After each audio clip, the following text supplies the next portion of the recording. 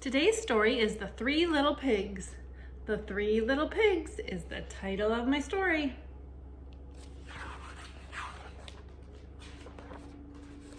Once upon a time, three little piglets lived in a small, cozy home with their mother.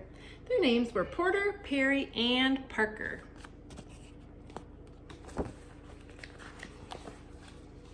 Porter was a relaxed sort of pig. He liked to play, eat, and sleep. Perry was a creative type of pig. He had lots of ideas, but he didn't always finish what he started. And Parker was the thoughtful little pig who worked hard and did everything just the way he was supposed to do. This kind of annoyed his two brothers.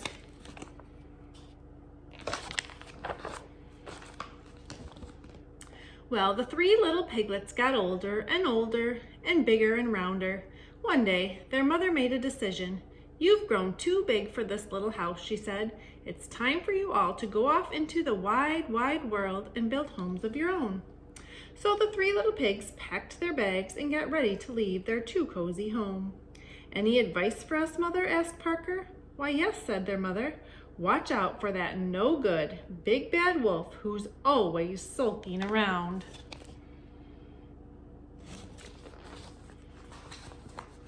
"And remember, always work hard, remember to plan, and whatever you do, do the best that you can." The three pigs kissed their mother goodbye. They trotted off out of the house, down the road, and out of the village. Before they had gone very far, they came to a big field of golden haystacks. "You know," said Porter quickly, "I think I'll build my house of straw. It's a nice color and the house will be easy to build." "I'm not sure this is a good plan," said Parker. Will it be warm enough? Will it keep out the rain? What will happen when the wind is strong?" Porter rolled his eyes. "It will be a great house," he said, "and I'll still have time to play when I'm done." "Then good luck to you," said Perry and Parker, and they continued down the road. Soon Parker and Perry came to a shady grove of trees. "You know," said Perry, "I think I'll build my house of logs. Logs are strong and I can paint them different colors." "That sounds like a good plan," said Parker. "If you finish what you start." "I will," said Perry, and he waved as Parker continued down the road. Perry stood and looked at the trees. He said, "Cutting down those trees would take a long time. I'll just build my house from the sticks on the ground instead." And that's exactly what he did. Further down the road, Parker was busy planning his house. He bought bricks and stone and mortar for the walls. He bought strong oak planks for the doors. He worked on the house for days and days, but when he was done, he felt happy.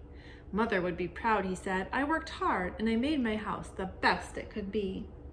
Now, what none of the pigs realized was that someone very bad knew what they had left their mother's house. And who do you think that someone was? Yes, it was the no good, big bad wolf. First, the wolf went to Porter's house. He saw the bundles of hay held together by rope, and he saw Porter Pig outside napping in the sun. "Hello, Pig," said the wolf. Porter opened his eyes, squealed, and jumped to his feet. He ran into his house and pushed the door shut and hid under his bed. Now," said the wolf, "I only want to have a chat."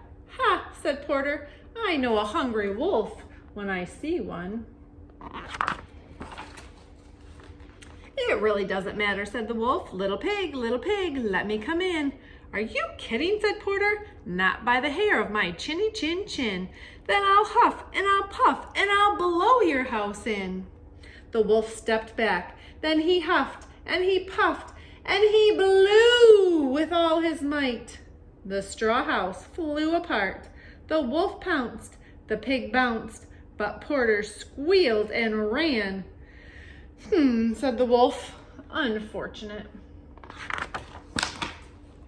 The next day, the wolf decided to try again. He strolled down the road until he saw a flimsy house made of sticks and twigs. Perry was lying in a hammock outside.